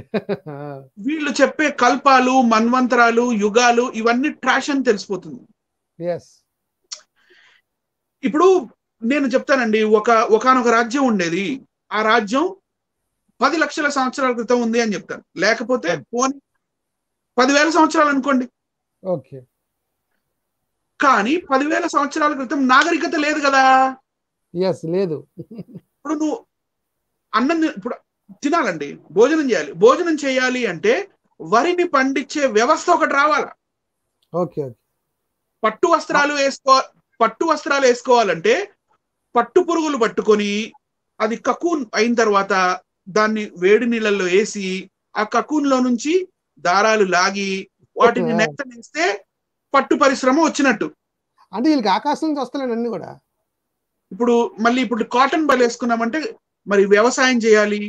మనకి కాటన్ పువ్వుల్లో నుంచి వచ్చిన ఆ దూదిని తీసుకొని అదంతా ఒక దగ్గర తీసుకొని దాన్ని ఒక దారాలుగా చేసి దాన్ని నేతనేసి బట్టలుగా వేసుకోవాలి. భోజనం చేయాలన్నా, ఈ వరి పంట వేయాలన్నా, లేకపోతే వీట్ గోధుమలు వేయాలన్నా, ఎవలు వేయాలన్నా ఆ గింజలు కావాలి. మరి దానికి ఇరిగేషన్ కావాలి, నీళ్లు ఇరిగేషన్, నీటి సదుపాయాలు కావాలి. మళ్ళీ మనం పండించిన దాన్ని అమ్ముకోగలగాలి. అమ్ముకున్నప్పుడే మళ్ళీ మనకు వేరే వస్తువులు, వాళ్ళు బార్టర్ సిస్టమ్ అంటారు, ఇచ్చిపుచ్చుకోవడాలు ఉంటాయి. అవన్నీ పుట్టింది కేవలం ఒక 5,000 సంవత్సరాలు, 5,500 సంవత్సరాల క్రితమే కదా నాగరికత అనేది పుట్టింది. అవునవునవును కదండి. మరి నాగరికత అనేది లేనప్పుడు 10,000 సంవత్సరాల క్రితం మీరు చెప్తున్న రాజ్యం ఆడ నుంచి వచ్చింది. అవును, ఇప్పుడు లంకలో రావణుడు గుర్రాలు తోటి ఉన్న రథం మీద వచ్చాడు యుద్ధానికి అంటారు. ఆర్యులు భారతదేశానికి వచ్చే ముందు దాకా మన భారతదేశంలో గుర్రాలే లేవు. శ్రీలంకకి ఎట్లయితే గుర్రాలు రైట్ అండి. సో క్లియర్ లాజిక్ ఉండాలి కదా. నేనేమంటున్నానంటే బైబిల్ గ్రంథంలో ఏదైతే మనకి భాషలు తారుమారు అయిన తర్వాత ప్రజలు చెల్లాచెదురు అయిపోయారో అప్పుడు ఈ 4 నాగరికతలు వచ్చాయి. Egyptian, Mesopotamian, Indus valley civilization and Chinese. Right అండి. సో వీళ్ళకి భాష ఎలా తెలుసు అని నేను చెప్తున్నానంటే, ఏలామీయులు ఎవరైతే ఉన్నారో వాళ్ళలో నుంచే ఒక తెగ వచ్చి మన సింధు నది నాగరికత చేశారు. వాళ్ళు అంటే వాళ్ళు రావటమే నాగరికులుగా ఉన్నారు. వాళ్ళకి already they are trained people అని ఒక మాటలో చెప్పాలంటే దే నో ఫార్మింగ్. వాళ్ళకి ఫార్మింగ్ వచ్చు, వాళ్ళకి పట్టు వస్త్రాలు ఎలా తయారు చేసుకోవాలో తెలుసు, వాళ్ళకి కాటన్ ఎలా ఈల్డ్ చేసుకోవాలో తెలుసు, వాళ్ళకి నావల్ ఎలా తయారు చేసుకోవాలో తెలుసు, మరి సముద్ర మార్గం గుండా ట్రేడింగ్ ఎలా చేసుకోవాలో తెలుసు. ఇదంతా దాచిపెట్టబడిన మన హిస్టరీ ఇది. ఏలామీయులే ఇండస్ వ్యాలీ సివిలైజేషన్ కి చెందిన వాళ్ళు. ఎందుకంటే వాళ్ళ భాష వీళ్ళ భాష ఒకటే, వాళ్ళ లిపి వీళ్ళ లిపి ఒకటే, వాళ్ళ కట్టడాలు వీళ్ళ కట్టడాలు ఒకేలా ఉన్నాయి, వాళ్ళ సీల్స్ వీళ్ళ సీల్స్ ఒకేలా ఉన్నాయి. రైట్ అండి. ఇంకా కొన్ని సిమిలారిటీస్ చూపిస్తాను చూడండి.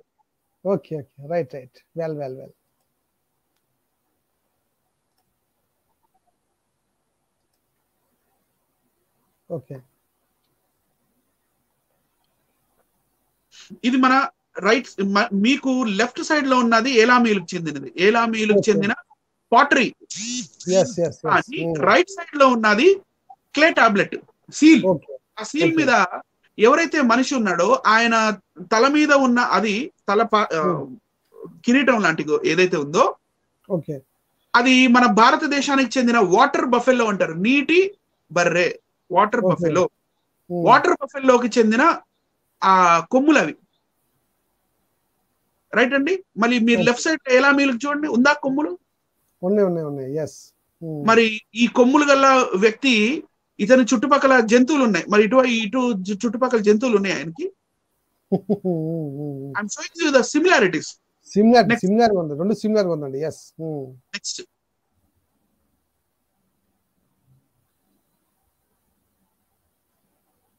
అది ఏలామీయులది. ఫస్ట్ ది. సెకండ్ ది మన ఇండస్ వ్యాలీ సివిలైజేషన్ ది. రైట్ అండి. నెక్స్ట్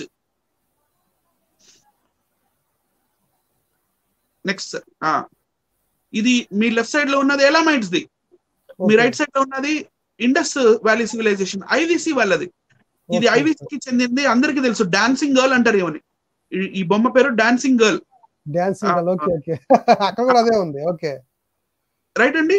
2300 BC కి చెందింది. ఇది దొరికింది, ఎక్కడ దొరికింది? మొహంజదారోలో దొరికింది ఇది. రెండు బ్రాంజ్ తో తయారు చేయబడినవే. ఎలామీయులు కూడా బ్రాంజ్ తోటే తయారు చేశారు, వీళ్ళు బ్రాంజ్ తోటి తయారు చేశారు.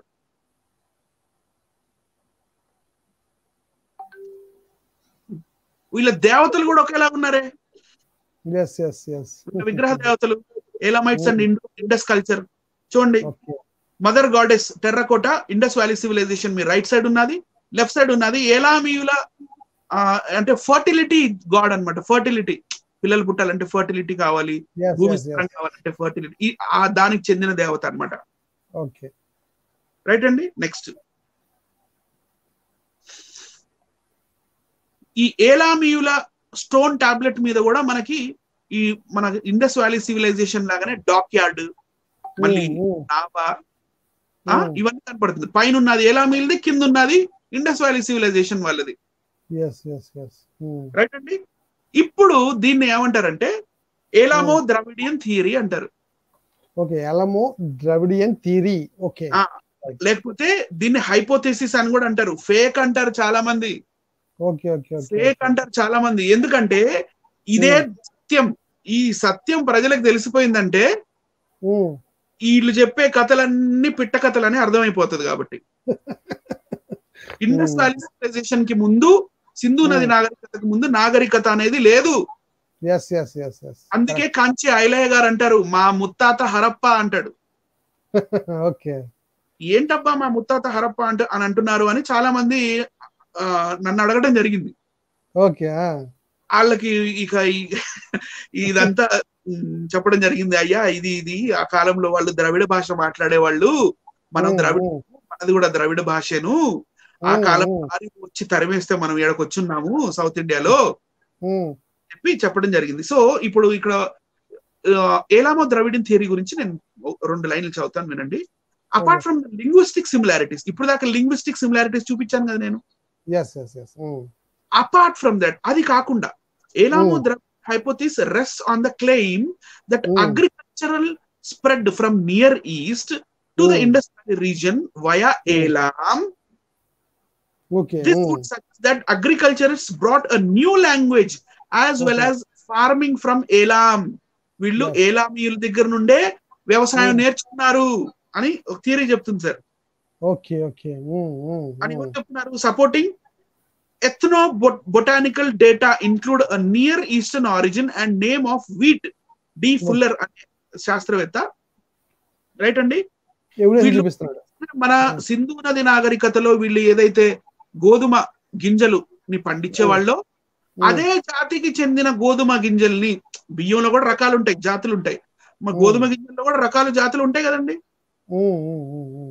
ఏ రకమైతే మన ఇండస్ వ్యాలీ సివిలైజేషన్ లో సింధు నది నాగరికత వాళ్ళు పండించారో అదే రకం గోధుమ వీళ్ళు ఏలామీయులు కూడా పండించే వాళ్ళంట. సేమ్ డిట్టో, ఏం చేంజ్ లేదు. Later evidences of extensive trade between Elam and Indus valley civilization suggest ongoing links between the two regions. తర్వాత వీళ్ళు ట్రేడింగ్ కూడా చేసుకునే వాళ్ళు ఒకరికొకళ్ళు. నేను చెప్పాను కదా ద్వారాన్ని చూపించాను చూడండి. Renfrew and Cavalli Forza have also argued that Proto-Dravidian was brought to India by farmers. ఇక్కడ ఉన్న ఏలామీయుల్లో ఉన్న కొంతమంది రైతులు వాళ్లే వలస వచ్చి ఇక్కడ ఇండస్ వ్యాలీ సివిలైజేషన్ లో ఉన్నారు. అప్పుడు వాళ్ళు ప్రోటో ద్రవిడియన్ లాంగ్వేజ్ మాట్లాడేవాళ్ళు, అంటే బాల్య దశలో ఉన్న లాంగ్వేజ్, ఆ లాంగ్వేజ్. అలా ఇంకా చెప్పాలంటే చాలా ఉన్నాయి సార్. సిల్వెస్టర్ ఎల్ ఎట్ అల్ 2019 లో noted that referring to Renfrew the existence of Brahui speakers. Brahui అనే భాష అది ద్రావిడ భాషే, అది ఇప్పటికీ బాలచిస్తాన్ లో మాట్లాడతారు. Existence of Brahui speakers, solitary Dravidian language speakers in Balochistan in Pakistan supports the Elamo-Dravidian hypothesis and concluded that bidirectional migration and admixture occurred during Neolithic times. వీళ్ళు ఏం చెప్తున్నారంటే ఏలామీయుల నుంచి ఇండస్ వ్యాలీ వాళ్ళు ఏలామీయులకి వీళ్ళు ట్రేడింగే కాదు, వీళ్ళు మైగ్రేషన్స్ కూడా అయ్యారు, ఇటు నుంచి అటు అటు నుంచి. ఎట్ ద సేమ్ టైం వీళ్ళు పెళ్లిళ్ళు కూడా చేసుకొని ఉండొచ్చుగా. ఖచ్చితంగా మరి ట్రేడింగ్ అయినప్పుడు ఖచ్చితంగా చేసుకుంటారు కదా. సో ఇలా చాలా ఉన్నాయి సార్. నెక్స్ట్ అండి,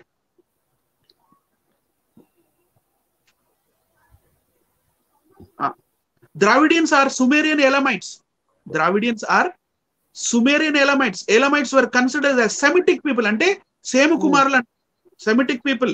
yes, ఇక్కడ మన బైబిల్ లింక్ ఎగ్జాక్ట్ లింక్ వచ్చిందండి. సేము కుమారుడు ఎలాము.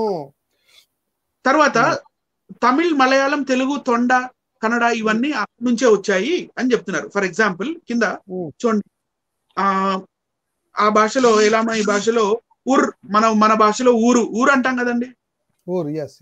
So negative place. అబ్రహాం గారు ఉన్న ఊరు పేరు ఊరు.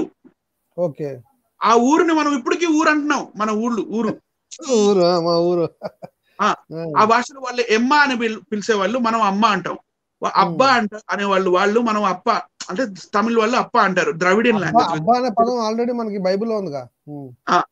సో అలై అంటే పవర్, అలై కాస్త కొంచెం మారి ఫోనెటిక్స్ మారి అలం అయింది. ఆ తర్వాత అయ్యా వచ్చేసి ఉయిర్ అయింది.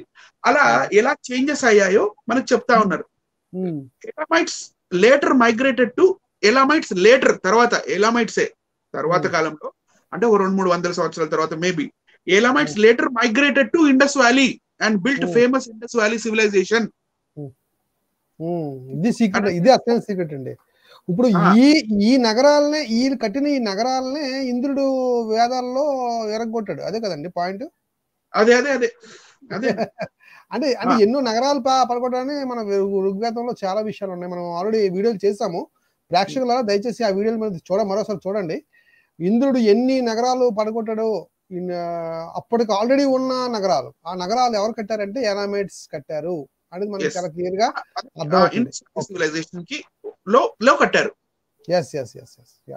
If you analyze both Elamite and Indus Valley scripts, you can find similarities, even exact same scripts. అదే కదా నేను చూపించింది ఇందాక సార్. అవును. రైట్ అండి. నెక్స్ట్ DNA అండి. డిఎన్ఏ ఇది మెయిన్.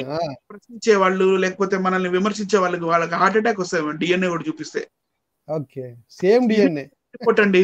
ఇగో ఇలా హ్యూమన్ రేస్ మన భారతదేశంలోకి ఇలా మైగ్రేట్ అయింది, అంతకన్నా ముందు భారతదేశంలో మానవుడు అనేవాడు లేడు అని చెప్పడానికి ఇది డిఎన్ఏ రిపోర్ట్ అండి. ఓకే, డిఎన్ఏ రిపోర్ట్ ఒకటి చూపిస్తే చాలండి. అంటే చాలా మంది మనం ఈ దేశానికి చెందిన వారం కాదు అనే వారికి డిఎన్ఏ రిపోర్ట్స్ మీరు డిఎన్ఏ టెస్ట్ చేసి నిరూపించని చెప్పాలండి, అప్పుడు అర్థమవుతుంది. వాళ్ళకి బుర్రలేదులేండి, అది వేరే సంగతి. కానీ ఈ డిఎన్ఏ టెస్ట్ వల్ల కూడా చాలా క్లియర్గా తెలుస్తుందండి మనకి. నేను మౌఖిక భాష గురించి చూపించాను, కట్టడాల గురించి చూపించాను, సీల్స్ చూపించాను, చిత్రకూపి చూపించాను, డిఎన్ఏ చూపించాను, ట్రేడింగ్ గురించి చూపించాను. ఇన్ని ఆధారాలు చూపించి తర్వాత ఇప్పుడు నెక్స్ట్ ఒక కన్క్లూజన్కి వస్తాను. నెక్స్ట్ దాంట్లోకి వెళ్దాం సార్. ఇది ఆ కాలంలో సింధు నది నాగరికతలో నివసించిన ఈ ద్రవిడ భాష మాట్లాడే వాళ్ళు ఆర్యన్ ఇన్వేజన్ లేకపోతే ఆర్యన్ మైగ్రేషన్, మీరు ఏదనుకుంటే అది, ఆర్యులు భారతదేశానికి వచ్చిన తర్వాత వాళ్ళ మీద చేసిన దాడుల వల్ల వాళ్ళు ఆ ప్రదేశాన్ని ఖాళీ చేసి మన దక్షిణ భారతదేశానికి వచ్చినా కూడా ఇదిగోండి ఈ ద్రవిడ భాష మాట్లాడే వాళ్ళు ఇలా స్ప్రెడ్ అయి ఉన్నారు మన భారత ఉపఖండంలో, సౌత్ ఇండియాలో అనొచ్చు. Right sir. అంటే సౌత్ ఇండియాలో ఉన్న ప్రజలు ఎలామైట్స్ అని అర్థమవుతుందండి. ఎలాం అంటే సేము కుమారులు అంటే బైబిల్ లింక్ ఉంది, బైబిల్ కి ఖచ్చితంగా లింక్ ఉంది సార్. బైబిల్ వల్లే కదా మనం అందరం ఏడున్నది. నెక్స్ట్ అండి, మరి అబ్రహాం కూడా సేమ్ కుమారుడే కదా. అవునండి. ఇలా వచ్చినాయి ద్రవిడ లాంగ్వేజెస్.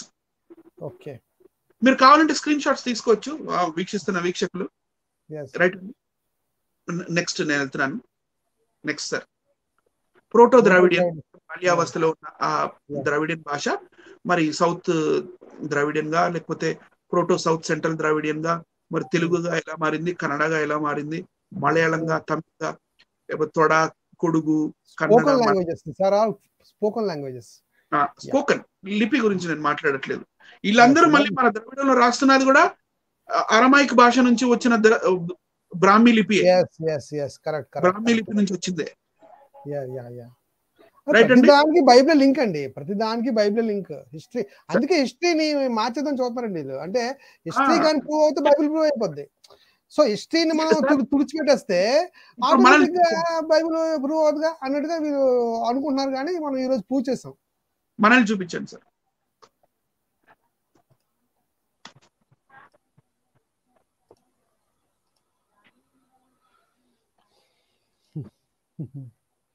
వీళ్ళు కొంతమంది బైబిల్ ని భారతదేశంలో బ్యాన్ చేయాలంటుంటారు.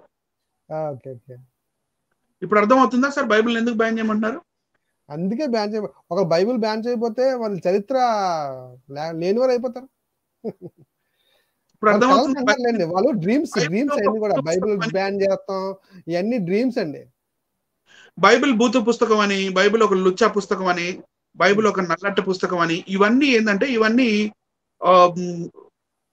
థర్డ్ గ్రేడెడ్ నాలెడ్జ్ నుంచి మళ్ళించడం అండి. జస్ట్ థర్డ్ గ్రేడెడ్ మాటలు ఇవన్నీ. థర్డ్ గ్రేడెడ్ అంటే క్లాస్ 4 మాటలు ఇవన్నీ. అంటే చాలా దిగజారిపోయిన మాటలు ఇవి. ఓకే, వాళ్ళ మాటల వెనకాల ఉన్న రీజన్ ఏంటి? వాళ్ళ మాటల వెనకాల ఉన్న రీజన్ ఏంటంటే బైబిల్ గ్రంథాన్ని గాని ఒకవేళ పరిశీలించి చదివితే మా బండారం బయటపడిపోయింది అని. సో అందుకని వీళ్ళు భయపడి బైబిల్ ని బ్యాన్ చేయాలంటారు. ఇప్పుడు ప్రపంచం చెప్తా, ఇప్పుడు ఈ వీడియో చూసాక ప్రపంచం చెప్తుందండి ఎవరు విదేశీలో. రైట్ అండి. ఇప్పుడు బైబిల్ భాగం వస్తుంది సార్, మీరు కొంచెం ప్రజలకి చెప్తారని నేను ఆశిస్తున్నాను. ఈ మూలాలు బైబిల్లో, మనం బైబిల్లోకి వెళ్దామండి. ఇప్పుడు ఈ మూలాలు బైబిల్లో ఉన్నాయా, బైబిల్ దీనికోసం ఏం చెప్తుంది అది కూడా తెలుసుకోవాలి కదా మనం. ఇప్పుడు చూద్దాం. నెక్స్ట్, ఆదికాండం 1వ అధ్యాయము 10వ అధ్యాయం 1వ వచనం. ఆదికాండం 10వ అధ్యాయం 1వ వచనం. ఇది నోవాహు కుమారుడు షేము, హాము, యాఫేతు వారి వంశావళి. జలప్రలయం తర్వాత వారికి కుమారులు పుట్టిరి. ఆదికాండం 10వ అధ్యాయం 22. షేము కుమారులు ఏలాము. ప్రేక్షకులారా గమనించండి, షేము కుమారులు ఏలాము తదితరుల వారు. మనకి ఇక్కడ ఏలాము అనే పదం పడింది. అంటే షేము కుమారులు ద్రవిడ భాష మాట్లాడే ద్రవిడులు. అంటే భారతదేశంలో ఉన్న ద్రవిడులందరూ కూడా, సౌత్ ఇండియాలో ఉన్న వారందరూ కూడా ఏలాము సంతానం, అంటే షేము సంతానం. నోవాహు తర్వాత షేము, షేము తర్వాత ఏలాము అని మనం గమనించగలరు. బైబిల్ మూలాలతో ప్రూవ్ చేస్తూ ఉన్నాము. హిస్టరీ పరంగా, లింగ్విస్టిక్ పరంగా, అలాగే జియోగ్రఫికల్ పరంగా కూడా మేము ప్రూవ్ చేసాం. ఇంకా చూద్దాం. యెషయా గ్రంథంలో ఉన్న సందర్భాలు ఇవి. యెషయా గ్రంథంలో ఉన్న సందర్భాలు 21వ అధ్యాయం 1-2లో ఈ ఏలాముకు సంబంధించిన విషయాలు ఇక్కడ మనకు కనబడతాం. చదువుతారా బ్రదర్? Yes sir.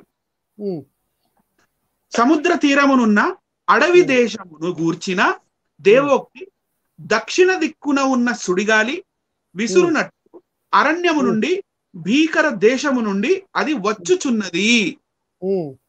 కఠినమైన వాటిని చూపుచున్న దర్శనము నాకు అనుగ్రహింపబడి ఉన్నది. మోసము చేయువారు మోసము చేయుదురు, దోచుకుని వారు దోచుకొందురు. ఏలాము బయలుదేరుము, మాధ్య ముట్టడి వేయుము, వారి నిట్టుపంతయు మాన్పించుచున్నాను. ఇక్కడ నాకు ఆర్యన్ ఇన్వేషన్ కనపడుతుంది ఏలాము మీద. ఎస్, ఏలాం మీద ఆర్య ఇన్వేషన్ కనబడుతుంది. అంటే ఏలాం ఇలా కిందకు వచ్చేస్తుందని, ఈ ఆర్యులు వచ్చి ఏలాముని తరిమేస్తారని బైబిల్ ముందుగానే ప్రవచనం చెప్తుందా? గమనించాలి ప్రేక్షకులు అందరూ గమనించాలి.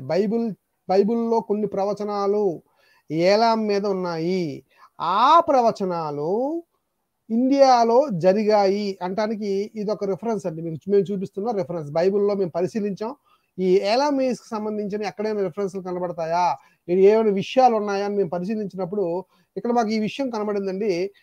ప్రవచనం నెరవేరినట్టుగా కనబడుతుంది. అంటే ఏలామీలు తరివేయబడతారు, ఏలామీలు మరి ఈ విధంగా ప్రవచనం అంటే ఓడిపోతారు అన్నట్టుగా కనబడుతుంది. ఇక్కడ చూడండి, ఇదిగోండి కొన్ని గ్రంథాల్లో ఇస్తున్న వివరణ ఇది. Same 21 commentary. ఇది దాని అంటే యెషయా గ్రంథం 21వ అధ్యాయము 1-2 వచనాల కామెంటరీస్. ఎస్ కామెంటరీస్ అండి ఇవి. ఒకసారి చదవండి బదులు అర్థమవుతుంది ప్రపంచానికి. సరే, ఇక్కడ కామెంటరీస్ లో ఏం రాయబడిందంటే, సముద్ర తీరాన అంటే మళ్ళీ ఎడారి అని ఏదైతే ఆ వచనం ఉందో దానికి ఏంటంటే, ఈ నగరాన్ని, రాజ్యాన్ని మాదీయ పారసిక సైన్యాలు ఓడించాయి. ఓకే. ఏలాం మాదీయ పారసిక సామ్రాజ్యంలో భాగం. బబులోను ప్రాంతంలో కొంత భాగం పర్షియా సింధు శాఖలో ఉంటుంది. ఇక్కడ ఏమంటున్నాడంటే, ఈ ఏలామీయులు 2 ప్రాంతాల్లో ఉన్నారంటండి. 2 ప్రాంతాల్లో క్లియర్ గా ఉన్నారు. అది ఒకటి ఇండస్ వ్యాలీ సివిలైజేషన్, ఒకటి ఏలాం. ఒకటేమో ఇందాక మనం మ్యాప్ లో చూపించిన ఏలాం ఉంది కదా, మెసోపొటేమియా, బాబులోన్ దగ్గర. ఆ బాబులోన్ దగ్గర ఉన్న తెగ ఈ ఏలాం వాళ్ళు ఒక తెగ ఉన్నారు అక్కడ. ఇంకొక తెగ సింధు శాఖలో ఉంటుంది అని రాశారు చూడండి, క్లియర్ గా చూడండి క్లియర్ గా ఉందా. సో ఈ సింధు నది నాగరికతకు చెందిన వాళ్ళు ఏలామీలు. వాళ్ళ గురించి బైబిల్ ఏం చెప్తుందంటే, ఇక ఏలాము జాగ్రత్తగా ఉండండి అని కూడా మనకు చెప్తుంది. నెక్స్ట్ దాంట్లో చూద్దాం సార్. ఇదండి, ఇది వెరీ ఇంపార్టెంట్ అండి. ఇర్మియా గ్రంథం 50వ అధ్యాయము 49 అండి. ఇర్మియా గ్రంథము 49వ అధ్యాయము 49వ అధ్యాయం 49-34 నుంచి చదువుతున్నాను చూడండి. యూదా రాజైన సిద్కియా ఏలుబడి ఆరంభములో యెహోవా వాక్కు ప్రవక్త అయిన ఇర్మియాకు ప్రత్యక్షమై ఏలామును గురించి ఇలాగు సెలవిచ్చెను. సైన్యములకు అధిపతియగు యెహోవా సెలవిచ్చినది ఏమనగా, నేను ఏలాము యొక్క బలమునకు ముఖ్యాధారమైన వింటిని విరుచుచున్నాను. నలుదిశల నుండి 4 వాయువులను ఏలాము మీదకి రప్పించి, నలుదిక్కుల నుండి వచ్చు వాయువుల వెంట వారిని చెదరగొట్టుదును. వెలివేయబడిన ఏలాము వారు ప్రవేశింపని దేశమేదియు ఉండదు. మరియు వారి శత్రువుల ఎదుట వారి ప్రాణము తీయజూ వారి ఎదుటను ఏలామును భయపడ చేయుదును. నా కోపాగ్ని చేత కీడును వారి మీద నేను రప్పించేదను. ఇవన్నీ ఎందుకు చెప్తానంటే, వీళ్ళు ఆ కాలంలో అప్పటికి ఏలామీయులు విగ్రహారాధన చేశారు కదా సార్. ఇప్పుడు ఇందాక మీరు దేవతలు చూపించారు కదా ఇటు yes ఇందాక ఆల్రెడీ దేవతలు చూపించారు మీరు అక్కడ చూపించారు, విగ్రహార్థం జరిగింది అక్కడ ఆల్రెడీ జరిగింది కనుక ఇక్కడ ఆల్రెడీ ప్రవచనం మళ్ళీ 40వ అధ్యాయంలో 49వ అధ్యాయం క్షమించాలి, ఇర్మియా గ్రంథం 49వ అధ్యాయము 34 నుంచి 39 వరకు మీరు చదివినట్లయితే అక్కడ కూడా మరో ప్రవచనం కనబడుతుంది. యెషయా గ్రంథంలో చూపించాం 9వ వచనం చదువుతాను సార్. చదవండి. అయితే కాలాంతమున చెరపట్టబడిన ఏలాము వారిని నేను మరలా రప్పించేదను, ఇదే యెహోవా వాక్కు. ఎస్ ఇది ప్రవచనం మళ్ళీ కదా సార్. ఎస్ నెక్స్ట్ ఇప్పుడు చూడండి అపోస్తుల కార్యాలు 2వ అధ్యాయము 5 నుంచి 5వ వచనం నుంచి చదువుతాను సార్. అపోస్తుల కార్యం అంటే యేసు ప్రభు వారు శిలువ యాగం చేసి శిలువపై మరణించిన తర్వాత మళ్ళీ తిరిగి 3వ రోజున లేచి వెళ్ళిన తర్వాత గలిలయలో మరి వీళ్ళ యేసు ప్రభు వారు తన శిష్యులతో ఎన్నో విషయాలు చెప్పారు. చెప్పిన తర్వాత మరి సశరీరునిగా అధిరోహించి వెళ్ళిపోయారు. దాని తర్వాత పెంతెకొస్తు పండగ రోజు ఈ శిష్యులతో ఏం జరిగింది అనేది ఈ సందర్భం. అంతేనా సార్? అంతే. ఓకే. ఆ కాలమున ఆకాశము కింద నుండి ప్రతి జనములో నుండి వచ్చిన భక్తి గల యూదులు యెరూషలేములో కాపురం ఉండిరి. ఈ శబ్దము కలుగగా జనులు గుంపులుగా కూడి వచ్చి ప్రతి మనుష్యుడు తన స్వభాషతో వారు మాట్లాడుట విని కలవరపడిరి. అంతటా అందరూ విభ్రాంతి నొంది ఆశ్చర్యపడి ఇదిగో మాట్లాడుచున్న వీరందరూ గలిలీలు కారా? అంటే ఇక్కడ ఏం జరిగిందంటే పరిశుద్ధాత్మ వల్ల ఈ 12 మంది శిష్యులు వాళ్ళ భాష కాని వేరే భాషల్లో మాట్లాడారు అక్కడ పండగ రోజు. అప్పుడు భాష మాట్లాడినప్పుడు ఆయా భాషల్లో వాళ్ళకి వినబడ్డాయి. సో అక్కడ ఉన్న వాళ్ళు ఏం మాట్లాడుతున్నారో అనేది ఇక్కడ 8వ నుంచి స్టార్ట్ అవుతుంది. మనలో ప్రతివాడు తాను పుట్టిన దేశపు భాషతో వీరు మాట్లాడుట మనం వినుచున్నామే, ఇదేమిటి? పార్థియులు, మాదీయులు, ఏలామీయులు, మెసొపొటేమియా, యూదయ, కప్పదోకియా, పొంతు, ఆసియా, ఫ్రిగియా, పుంపులియా, ఐగుప్తు అను దేశము యందలి వారు, కూరేనే దగ్గర లిబియా ప్రాంతముల యందు కాపురమున్నవారు, రోమా నుండి పరవాసులుగా వచ్చిన వారు, యూదులు, యూదా మత ప్రవిష్టులు, అంటే వీళ్ళ భాషల్లో వాళ్ళు మాట్లాడుతూ ఉన్నారనమాట. అందులో ఏలామీయుల భాష కూడా ఉంది, అంటే ద్రవిడ భాష కూడా వీళ్ళు మాట్లాడారు. కరెక్ట్. ఇప్పుడు ఇక్కడ నేను సార్ మనల్ని చూపించండి సార్.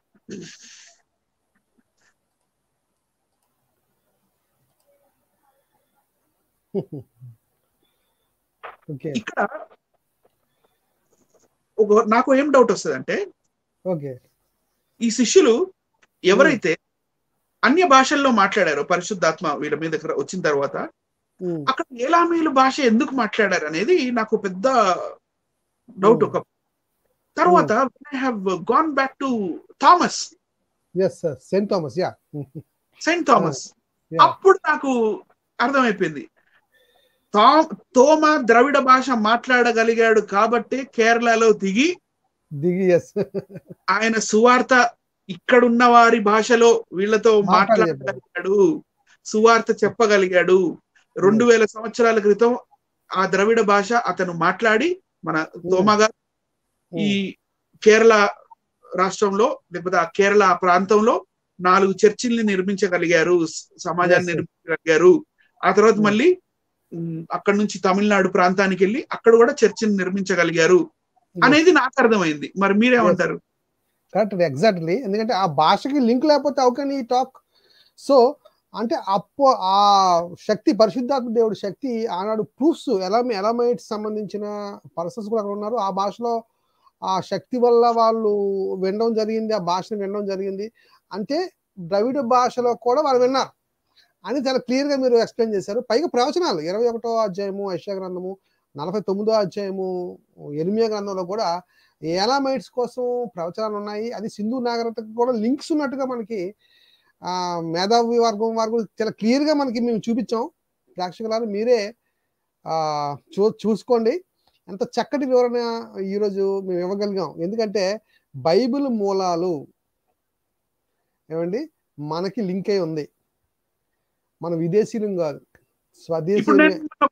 ఇప్పుడు నేను మిమ్మల్ని ఒక ప్రశ్న వేస్తాను సార్. చెప్పండి చెప్పండి.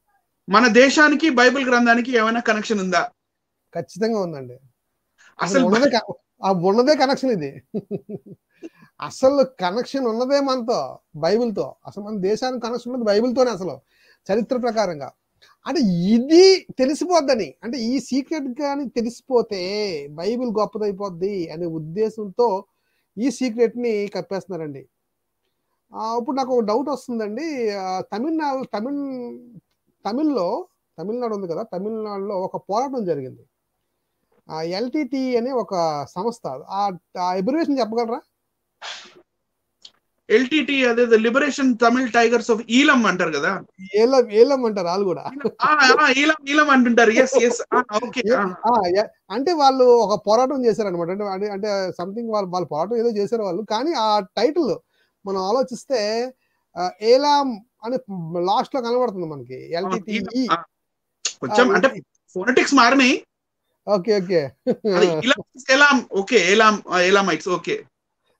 అంటే వాళ్ళకి తెలుసు అనమాట. అంటే మేము సో మా మూలాలు ఇవి, మా మూలాలు అవి అని వాళ్ళకి కొంచెం ఐడియా ఉంది. అంటే ఎలామో ద్రావిడియన్ అని ఒక బుక్ ఉంటుందండి. ఎలామో ద్రావిడియన్ అండ్ ఇట్స్ ప్రూఫ్స్ అని ఇంకా చాలా బుక్స్ ఉన్నాయండి. ఆ బుక్స్ నేను చదివేటప్పుడు మనం ఈ ఏలాం అనే భాష, ఈ పదం ఈ తమిళ్ వాళ్ళు ఈలం అంటాం, కానీ మన తెలుగులో కూడా ఉంది ఈ భాష, ఈ పదం. ఏలామే మనం ఏలాం ఇల్లు, ఇల్లు అని ఏదైతే అంటామో, దట్ ఇల్లు has come from this Elam. ఈలం, ఈలం, Elam, ఈలం, ఇల్లు, ఇల్లు, రైట్ అండి. సో అంటే ఇల్లు అంటే ఇది గృహము, లేకపోతే అదేంటంటే మన వాళ్ళు ఉన్నవాళ్ళు, మన వాళ్ళు ఉండేది దాన్ని ఇల్లు అంటాం. సో అరే వీడు మనవాడేరా. సో ఏలామైట్స్ ఆ కాలంలో ఇలా రకరకాలుగా వీళ్ళు సంభాషించుకునే వాళ్ళేమో మేబీ. సో ఇన్ని వేల సంవత్సరాలు కూడా ఇప్పటికి కూడా మనం ఆ ద్రవిడియన్ అంటే, నేను ఎప్పుడు అంటుంటాను, మన తెలుగు భాష చాలా చక్కని భాష. ఈ చక్కని భాషని దీంట్లో సంస్కృతం కలిపేసి దీన్ని మిక్సింగ్ చేసేసి సంస్కృత భాష, మన తెలుగు భాషని బాగా డైల్యూట్ చేసేసారు వీళ్ళు. ముందే ఇది ఆల్రెడీ వండర్ఫుల్ లాంగ్వేజ్ యాక్చువల్లీ. సంస్కృతం మాక్సిమం మిక్సింగ్ చేసేసారు వీళ్ళు. ఎప్పుడంటే అన్నం ఈజ్ నాట్ తెలుగు వర్డ్. అన్నం అనేది తెలుగు మాట కానీ కాదు, అది సాంస్క్రిట్ వర్డ్. అది మరి యాక్చువల్ తెలుగులో మన అన్నాన్ని ఏమంటారు? No one knows. మనకి ఎవరికి తెలియదు ఇప్పటికి. అది సాంస్క్రిటైజ్ చేసి ఇలా చేశాను అంటున్నాను. ఎలాగైనా మన మీద కబ్జా జరిగింది అంటారు టోటల్ గా. అంటే ఈ రోజుతో కబ్జా పోయింది. ఈ రోజుతో ఈ టాపిక్ తో ఏంటంటే చాలా మందికి జ్ఞానోదయం ఖచ్చితంగా అవుతుంది. ఖచ్చితంగా ఈ వీడియోని అందరూ షేర్ చేయండి, ఛానల్ని సబ్స్క్రైబ్ చేయండి. అక్కడ 2 కింద రోలింగ్ అవుతున్నాయి, జీసస్ మినిస్ట్రీస్, జాన్ కోయ జీసస్ మినిస్ట్రీస్ ఛానల్, ఏకేడబ్ల్యూ యూట్యూబ్ ఛానల్స్లో సబ్స్క్రైబ్ చేయండి. అనేకకి ఈ జ్ఞానాన్ని పంచండి, అందరికీ తెలియజేయండి. మరొకటి కూడా మేము ప్రకటించాలనుకుంటున్నామండి. అదేంటంటే ఈ పాఠాలు మేము ఎంతవరకు మేము నేర్పిస్తున్న ఈ పాఠాలు పబ్లిక్లో కూడా వెళ్ళి చెప్దాం అనుకుంటున్నాం. అంటే చర్చెస్లోని, యూత్ సెమినార్స్లో కూడా చెప్పాలనుకుంటున్నాం. ఎవరైనా సెమినార్స్ పెట్టించుకోవాలి మాతో అని మీరు అనుకుంటే కనుక మాకు ఫోన్ చేయండి. ఖచ్చితంగా మేము వచ్చి ఆ ఏరియాలో, పర్టికులర్ ఏరియాలో వచ్చి అన్ని టీచ్ చేస్తాం. మనందరికీ అవసరం ఈ జ్ఞానం. మేము ఎంతవరకు ఏ పాఠాలు అయితే చెప్పామో మా ఛానల్స్లో ఉన్నాయి. అనిల్ గారు నేను చెప్పిన పాఠాలు ఉన్నాయి. ఈ పాఠాలన్నీ కూడా మీ ముందుకి పెట్టడానికి మేము సిద్ధంగా ఉన్నాం, నేర్పించడానికి సిద్ధంగా ఉన్నాం. భావితరాలకి ఈ జ్ఞానం పంచాలి. మనం ఆ సబ్జెక్ట్ని పెంచాలి, నేర్చుకోవాలండి. నేర్చుకుంటే మనం ప్రశ్నించగలం. ఎందుకంటే మనం చెప్పేది సత్యం అయినప్పుడు మనం ఎందుకు భయపడాలి? నిజమిదే, ప్రూఫ్స్. దీని ప్రతి మేము చూపించేవానికి అన్నింటికి కూడా ప్రూఫ్స్. అనిల్ గారు వండర్ఫుల్గా ప్రూఫ్స్తోనే మేము చెప్పాం. ఏదైనా సరే వితౌట్ ప్రూఫ్ మేము చెప్పం. అసలు వితౌట్ ప్రూఫ్ అనేది మేము అసలు టచ్ కూడా చేయం. విత్ ప్రూఫ్స్ మాత్రమే చెప్తాము. ఎవరైతే ఈ వీడియోని వ్యతిరేకిస్తున్నారో వాళ్ళు కూడా ప్రూఫ్స్తో రండి, మాతో మాట్లాడటానికి. ప్రూఫ్స్తో వచ్చినప్పుడు we will also talk. So రాలేదు కానీ చెప్తున్నాను, మామూలు చెప్తున్నానండి, బాధ్యతగా చెప్పాలి. ఇది ఇప్పుడు మనం చెప్పిన థియరీ తప్పన్నప్పుడు కరెక్ట్ థియరీ ఏంటి? కరెక్ట్ థియరీ ఏంటి అది పట్టుకొని రావాలి.